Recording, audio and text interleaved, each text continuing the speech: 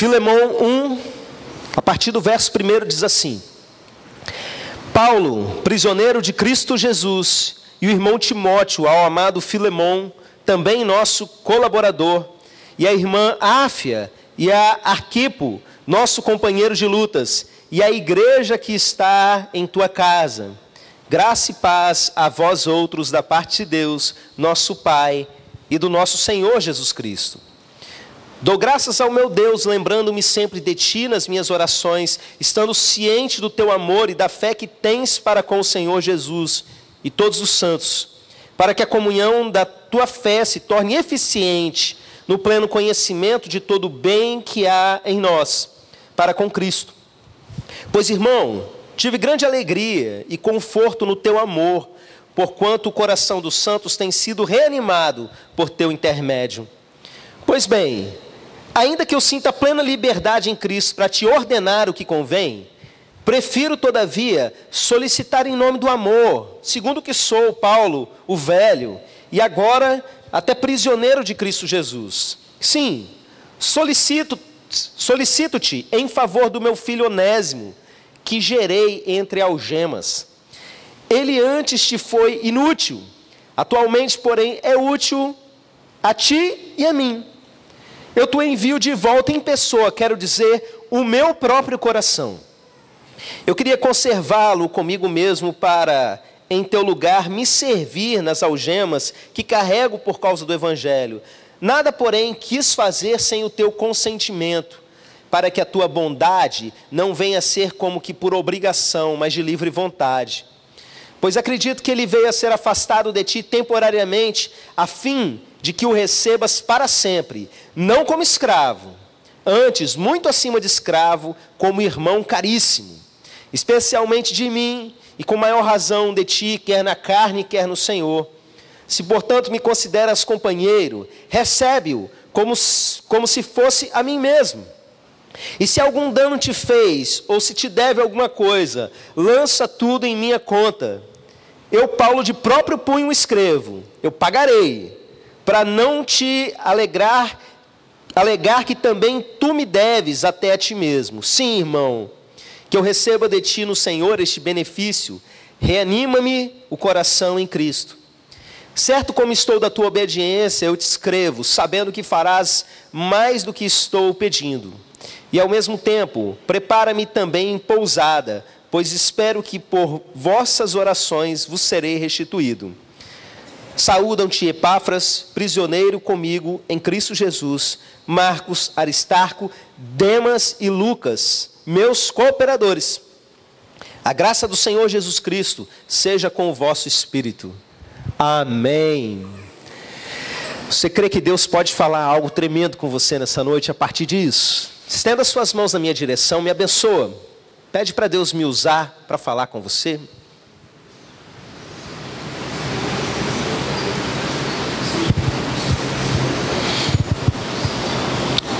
Pai, o Senhor sabe, conhece o meu coração, mas mais uma vez eu repito para que essa igreja concorde em oração comigo.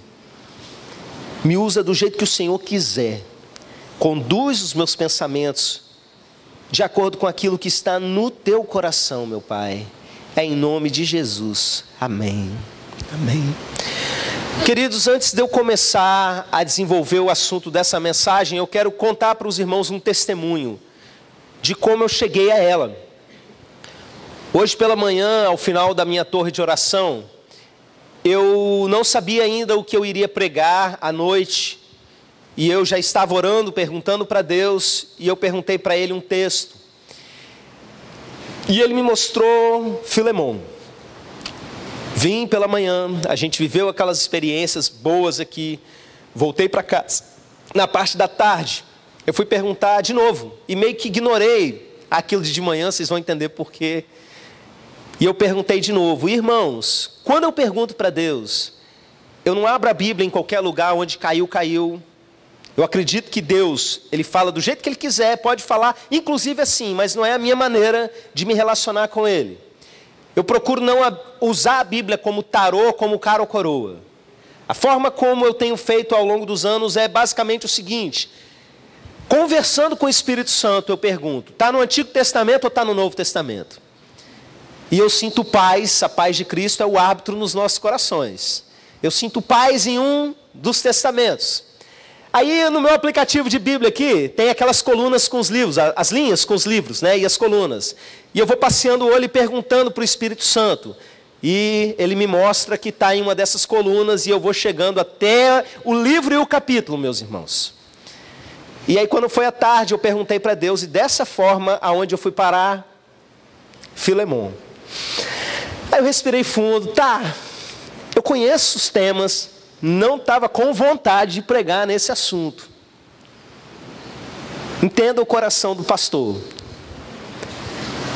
E aí, meus irmãos, eu pensei, deixa eu ler, quem sabe tem alguma coisa ali que Deus vai me mostrar de cara e tem a ver com isso. E eu fiz a leitura e eu continuei assim diante de Deus.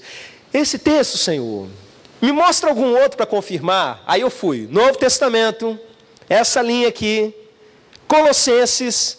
Qual o capítulo de Colossenses? O Espírito Santo me levou para o capítulo 4. E vou eu ler o capítulo 4. E o que o capítulo 4 fala? No capítulo 4 de Colossenses tem Onésimo, o mesmo. Tem o Demas, o mesmo. Tem alguns assuntos similares. Tem a questão que vocês viram Paulo mandando uma saudação para uma igreja que se reunia em uma casa.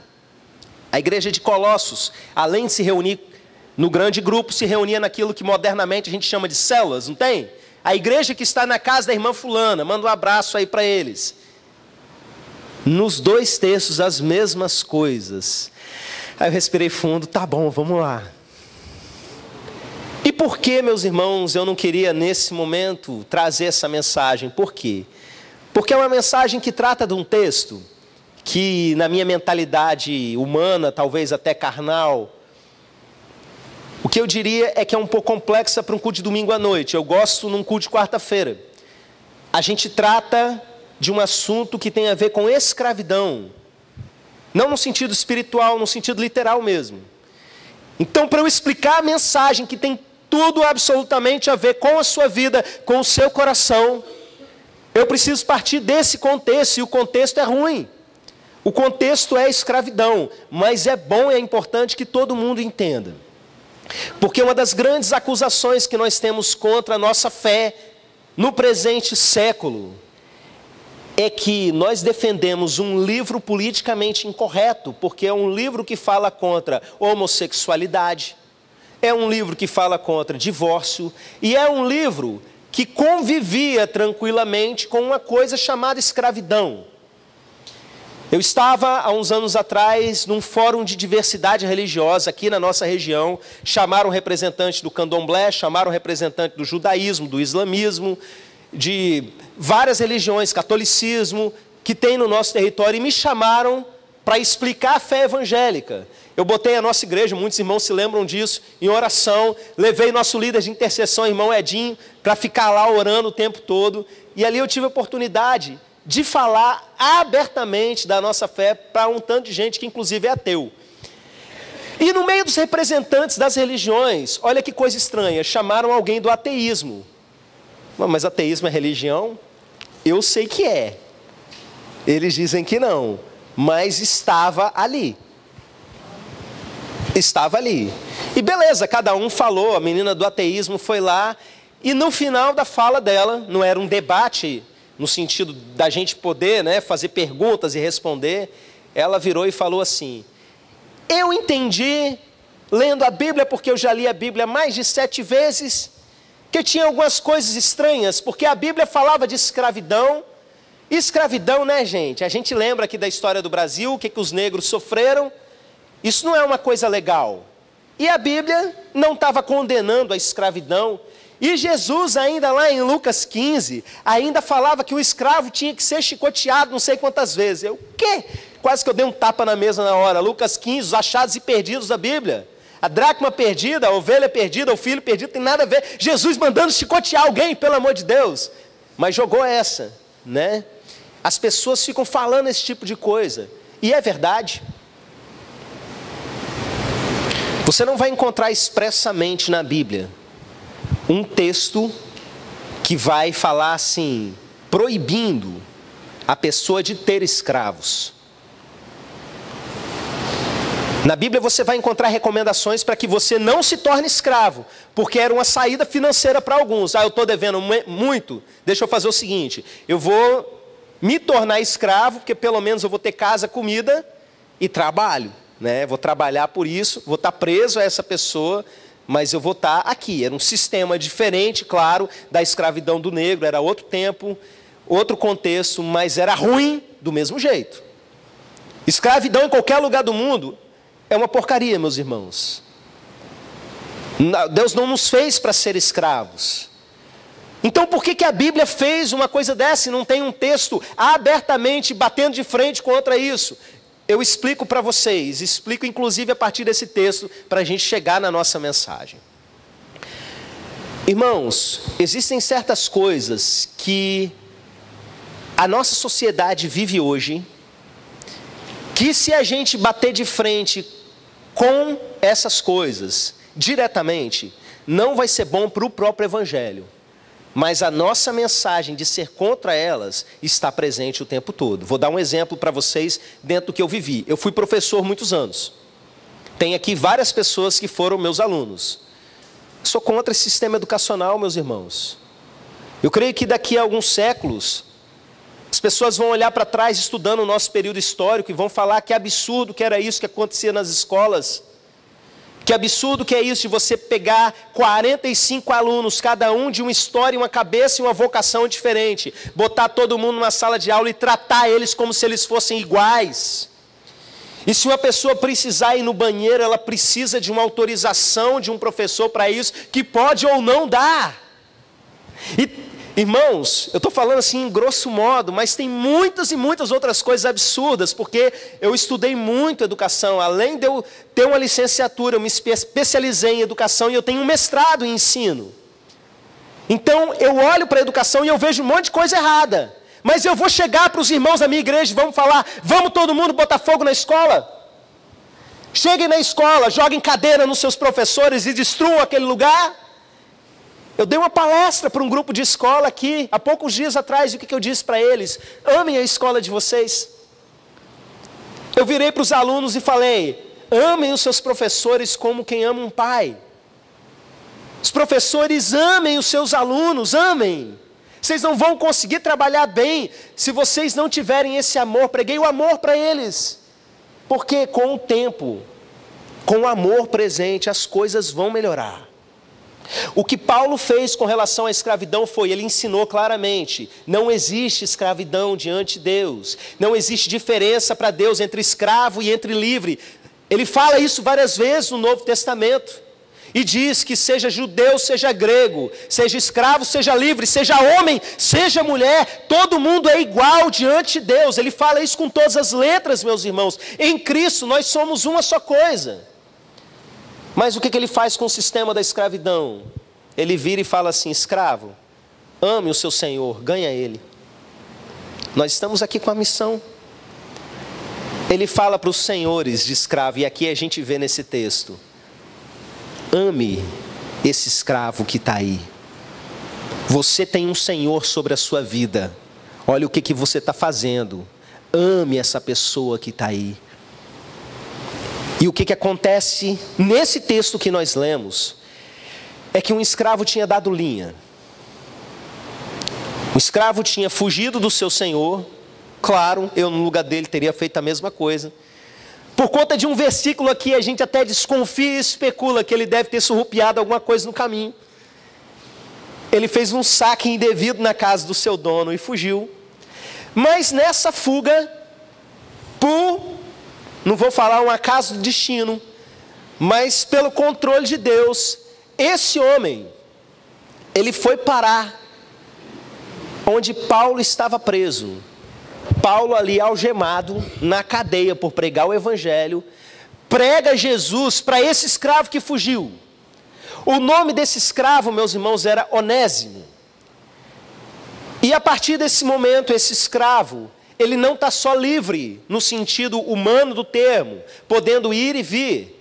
mas ele foi liberto da sua escravidão eterna. Ele foi liberto dos seus pecados, agora ele é um homem cheio do Espírito Santo. Agora ele é um servo de Deus e alguém que pela sociedade não era nada. Agora ele tem até destaque no reino de Deus.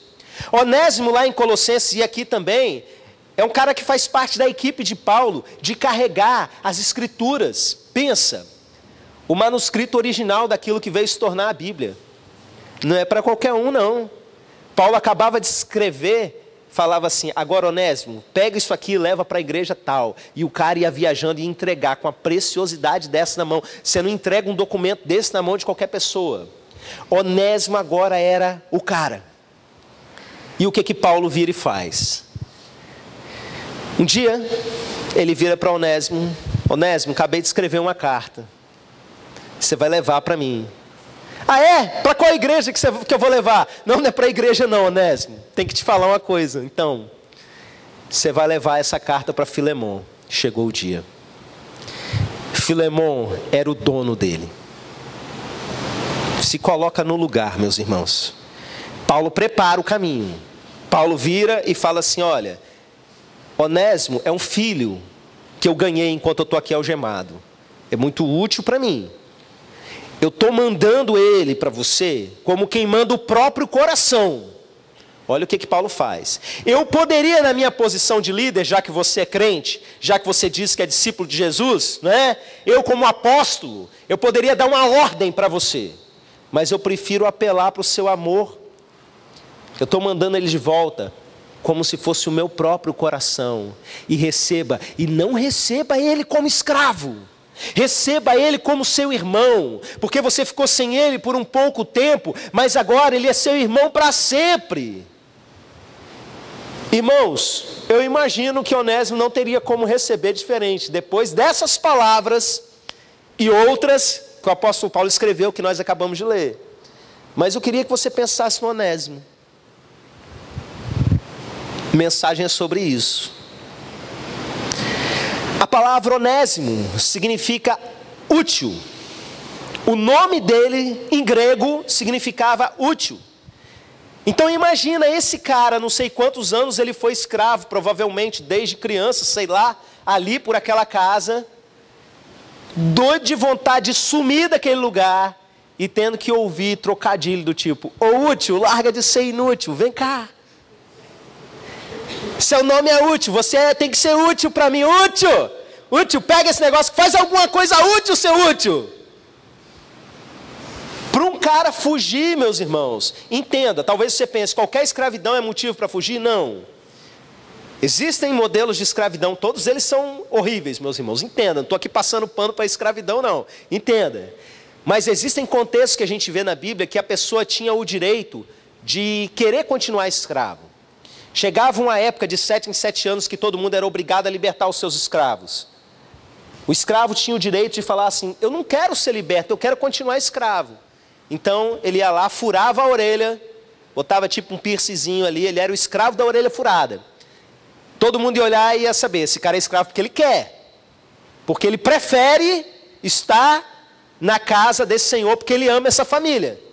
Ok, escolha dele, faz parte da liberdade dele continuar dessa forma. Mas, meus irmãos, não era esse o caso do Onésimo. Esse cara deve ter vivido com toda certeza situações terríveis naquela casa, a ponto dele dar linha daquele lugar. Mas, de repente, o apóstolo Paulo vira para ele e fala assim, chegou o momento de acertar as contas. Você tem uma legalidade na sua vida, você tem uma dívida com a lei que precisa ser paga. Porque pela lei, você não é um cidadão livre, você pertence a ele. Vai para lá e ama ele. Porque agora ele não é só o seu Senhor, ele também se converteu. Filemon é um homem de Deus, eu estou mandando uma carta, vai para lá. Se ele falar com você para voltar, beleza. Estou até cantando aqui, falando que você antes era inútil para ele, mas você é útil para mim agora. Você agora encontrou a sutilidade em termos de reino de Deus.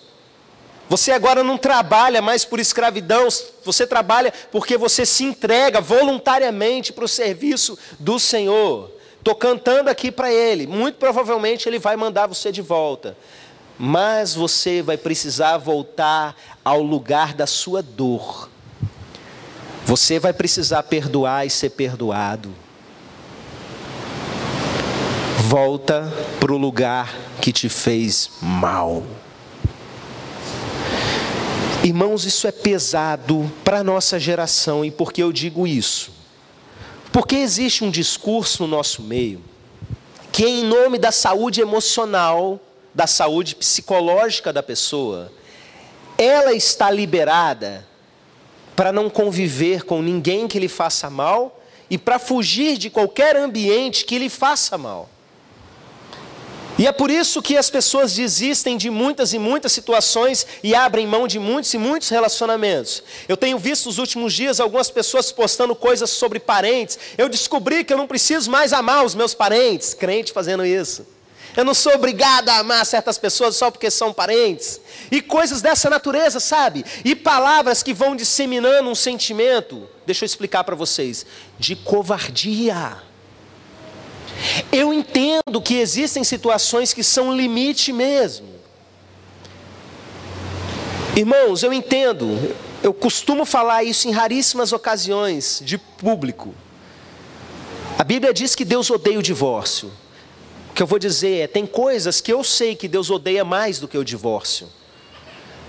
Um cara batendo numa filha dele, um cara espancando e próximo a matar. Eu, como pastor, jamais digo, não, fica aí, vai orando que ele vai se converter. Vai se converter lá do outro lado do mundo.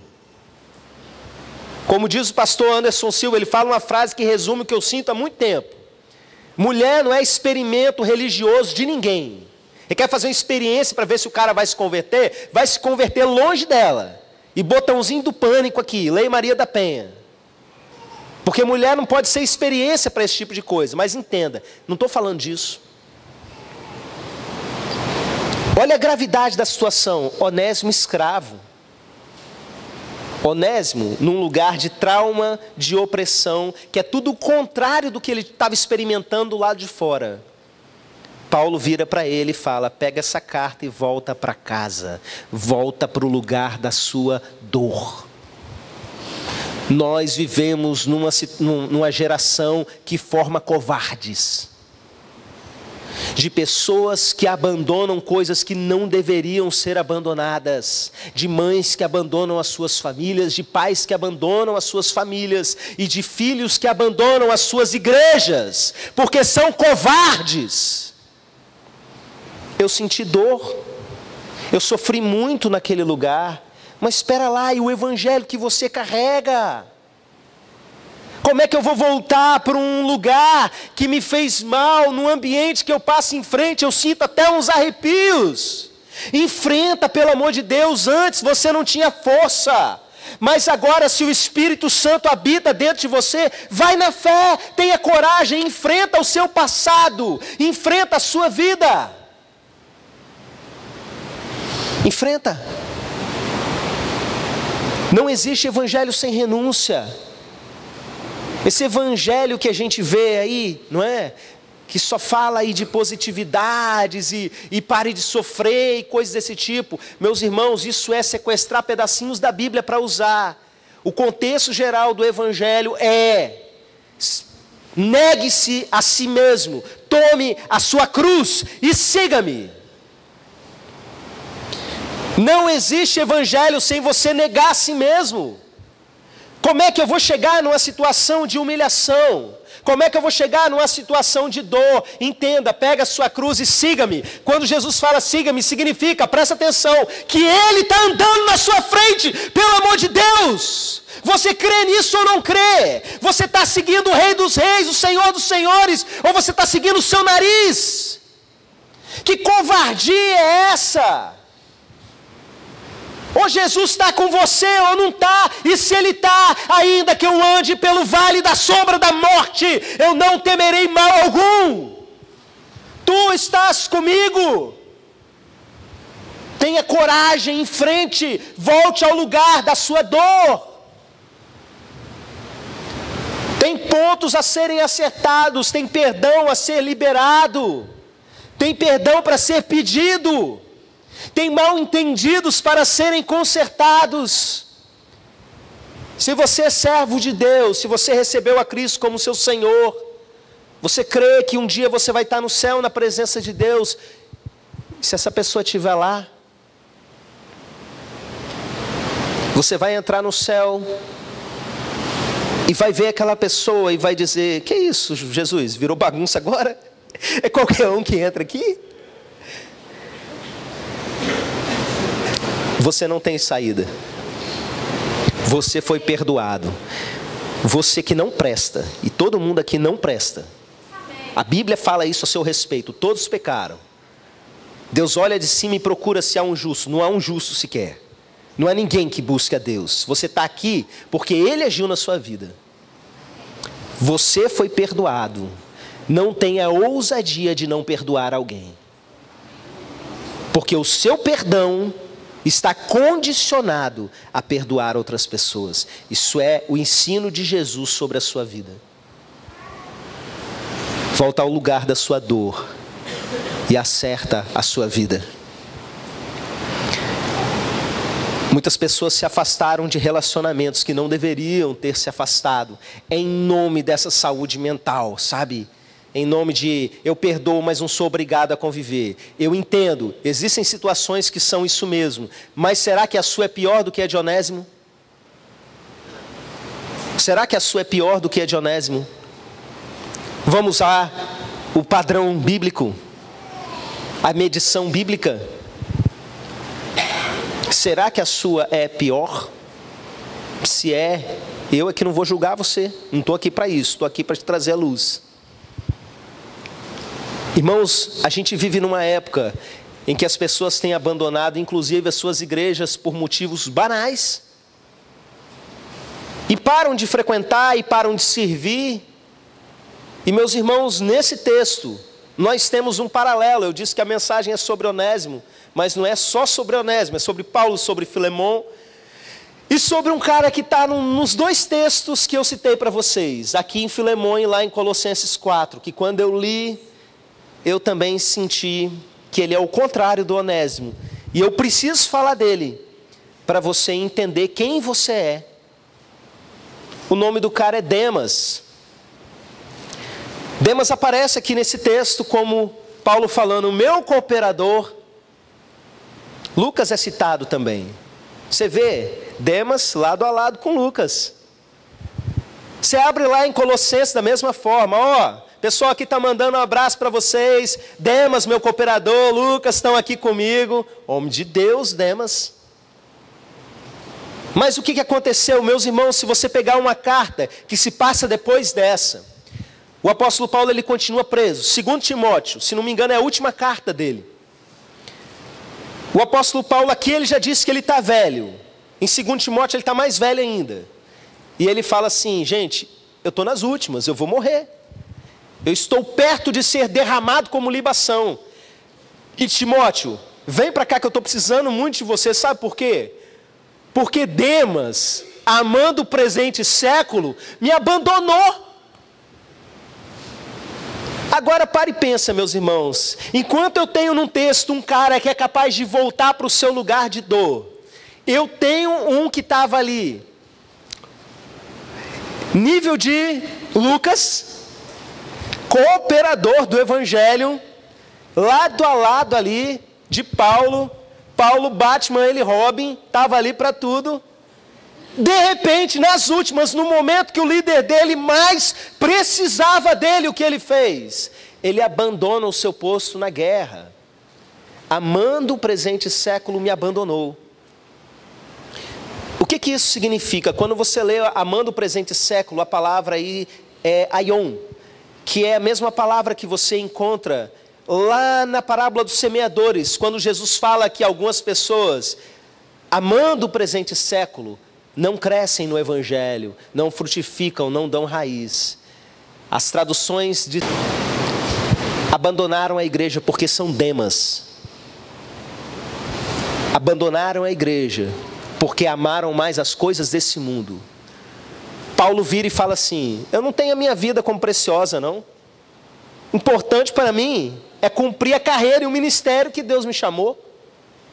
Mas para Demas a vida dele é muito preciosa. Ele tem o trabalho dele, ele tem as coisas dele, ele tem os projetos pessoais dele que ele tem que correr atrás. Enquanto para Paulo e para Onésimo o projeto pessoal deles é Jesus. Eles crucificaram seus projetos sociais e agora eles sonham um sonho de Deus para a vida deles, que são melhores do que os nossos, a Bíblia nos garante. Mas Demas não, tem algum Demas aí? Não precisa ter saído da igreja para ser Demas, não. Porque tem muito Demas sentado nos bancos da igreja que deveriam estar no seu posto de batalha, na guerra, e não estão. E abandonaram a sua liderança e abandonaram a guerra para correr atrás dos seus próprios interesses, não tem mais tempo para servir a Deus.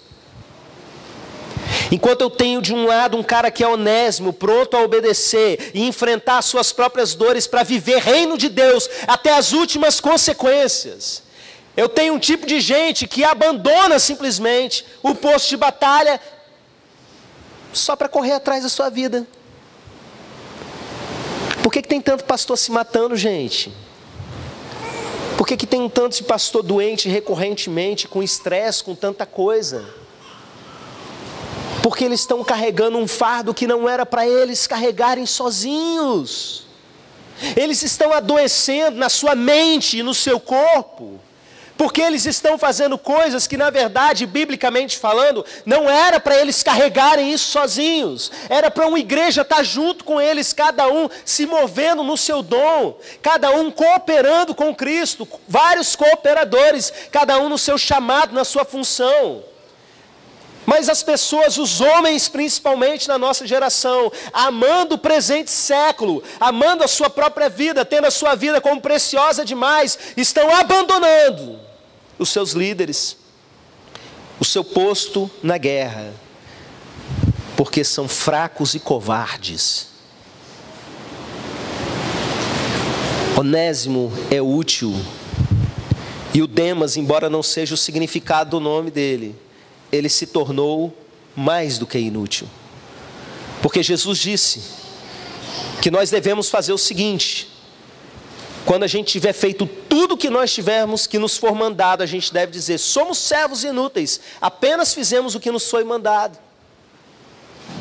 Se o inútil é aquele que só fez o que foi mandado, o que é aquele que abandonou tudo? Quando os meninos eram menores, que a gente foi estudar esse versículo, né? Os adultos hoje da igreja, quando eles eram crianças, que a gente ensinava, foi ensinar esse versículo e eles falaram assim: isso aí é o imprestável. É pior do que o inútil. É um Demas. Lembrou, né, Lucas? Café com leite no reino de Deus está jogando no outro time. Essa é uma palavra de arrependimento para variar. Para você entender. Segue o padrão de Onésimo, segue o padrão de Paulo. Demas nunca mais na sua vida, não aceita isso para você. Joga tudo para o alto, vale a pena, pelo amor de Deus, vai conversar com qualquer um que está de cabeça vivendo o reino de Deus. Irmãos, eu estava conversando agora há pouco com um dos nossos rapazes que foi para um projeto missionário no carnaval, evangelizando o povo na rua, e ele estava falando comigo com os olhos brilhando: se eu soubesse que servir a Deus era assim, quanto tempo eu perdi lá no mundo. E falando que foi aquela multidão de jovens, no meio do carnaval, caiu aquele pé d'água, o pessoal, os carnavalescos ali, todo mundo se apoiando num lugar, no outro, na beirada das ruas, para se abrigar da chuva, e passa uma multidão de jovens cantando e orando por eles, adorando a Deus pelo meio da rua. Ele foi contando, a gente arrepia.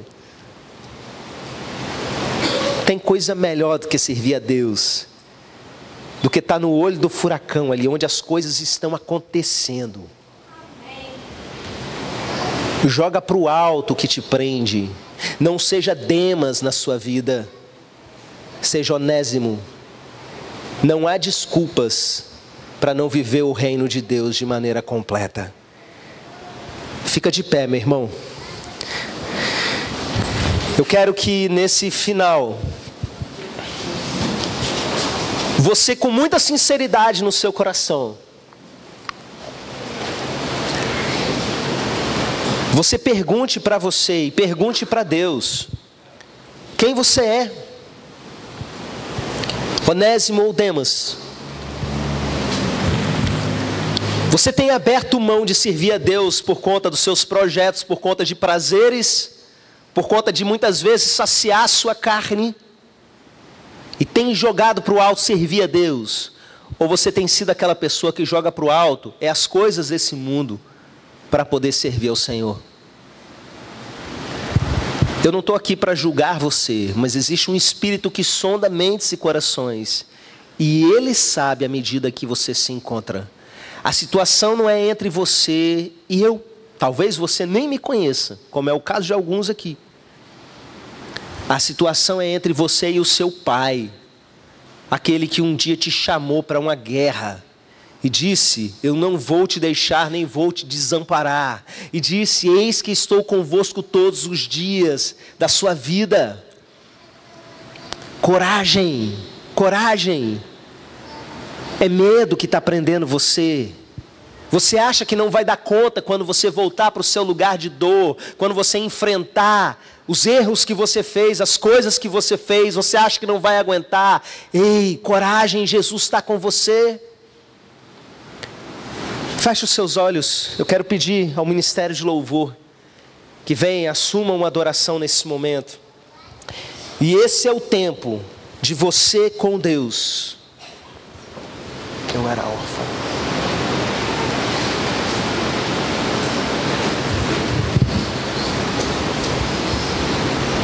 Eu era órfão. Espírito Santo de Deus, que todos tenham seriedade nesse momento.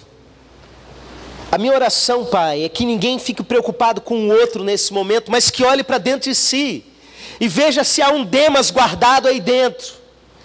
E veja se há um covarde guardado aí dentro. Porque se não houver arrependimento, essa pessoa vai continuar dessa forma. Por isso eu peço, Espírito Santo, nos convença. Mostra pra gente onde nós estamos errando e onde nós estamos sendo covardes, dando desculpas para não buscar, dando desculpas para não servir, dando desculpas para continuar no nosso conforto. Continua com seus olhos fechados, meu irmão. Quando a gente entende o chamado de Deus, a gente joga o nosso conforto para cima. A gente acorda de madrugada para servir, a gente acorda de madrugada para buscar para a nossa torre. A gente não abre mão do nosso posto de batalha por conta de uma dor, por conta de uma discordância, por conta de um mimimi, de uma picuinha. A gente não abre mão por causa da nossa carne. Demas, cadê você, Demas? Você está aí. Onésimo, onde você está, o Pai continua procurando. Quem enviarei? Quem há de ir por nós? Onde estão os homens e mulheres corajosos para encararem as suas dores? Para encararem o seu passado? Para assumirem as consequências dos seus atos, inclusive perante a lei?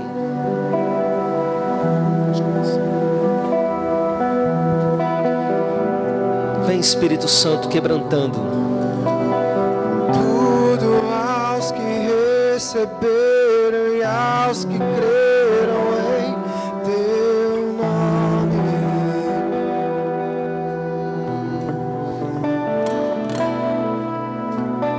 Deles o direito de se tornarem os teus filhos.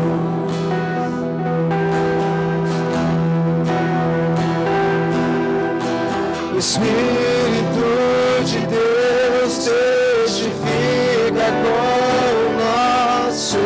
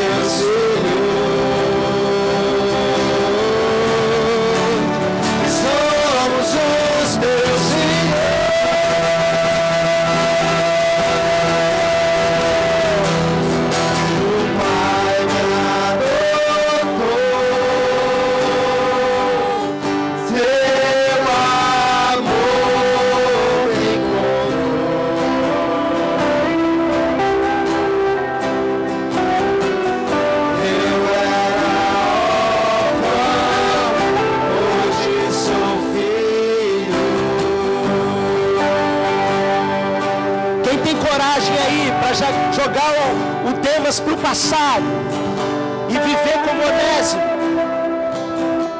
Eu quero orar nesse momento por você que está tomando uma decisão de encarar o que for preciso, de abandonar a covardia e de viver o reino de Deus de maneira plena. Se em algum momento essa mensagem se encaixou sobre a sua vida, se você vinha sendo Demas e precisa deixar de ser, se você está sendo chamado como Onésimo a voltar ao seu lugar de dor e perdoar e viver o reino de Deus, eu quero orar por você. Sai do seu lugar, se junta com a gente aqui na frente. Tenha coragem. Você não foi chamado para ser um escravo, você foi chamado para ser um filho. O filho vive conforme as regras do pai, as regras da casa. Você foi adotado na família de Deus. Se você tem medo, mas sabe o que é o certo, vem assim mesmo. Se você tem medo, mas sabe o que é o certo, vem. Porque nós vamos orar para que Deus te dê a coragem que você precisa.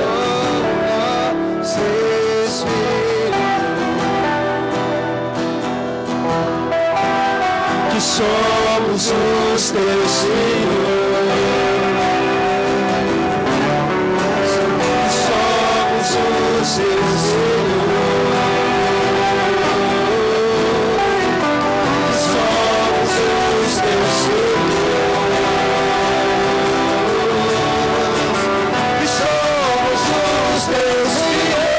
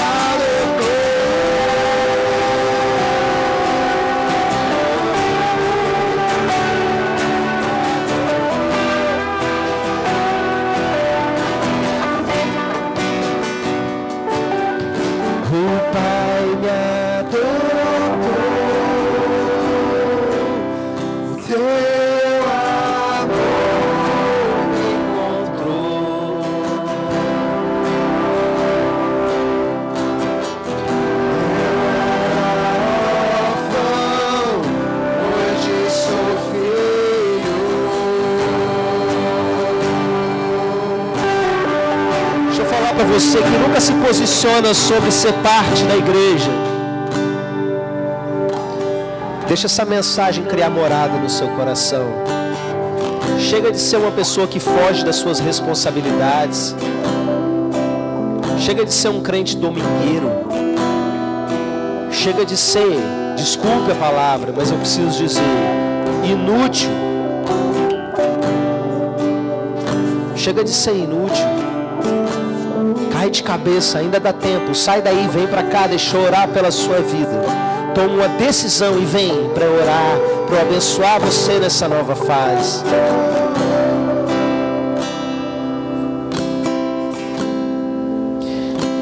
Pai, eu te agradeço, Senhor, porque o leão tem rugido aqui nesse lugar. Eu quero decretar em nome de Jesus libertação nessa noite. Libertação do medo, libertação da covardia, libertação das máscaras, libertação do amor às coisas desse mundo, libertação da idolatria e libertação da idolatria dos próprios desejos, libertação da idolatria dos desejos sexuais, da idolatria da carência.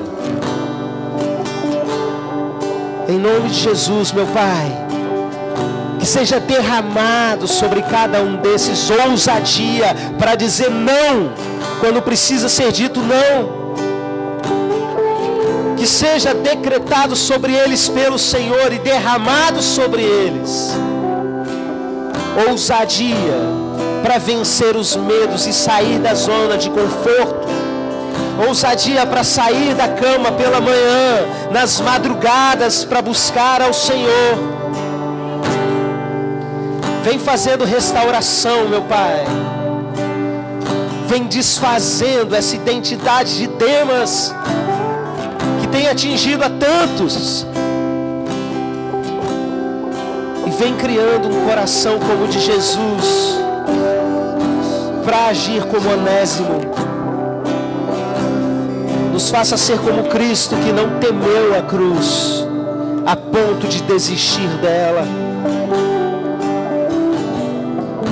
Em nome de Jesus, Pai, que haja um conserto aqui, que haja uma decisão verdadeira, meu Pai, nesse momento, que a gente veja consequências desse apelo, que a gente possa ver nos próximos dias pessoas servindo, pessoas trabalhando, pessoas amando, pessoas se entregando, pessoas se expondo, pessoas retornando aonde precisa retornar para refazer os estragos feitos. Queremos ter a identidade do Senhor, meu Pai. Queremos que o Senhor olhe para essa igreja e sorria e diga: é isso que eu sempre quis de vocês.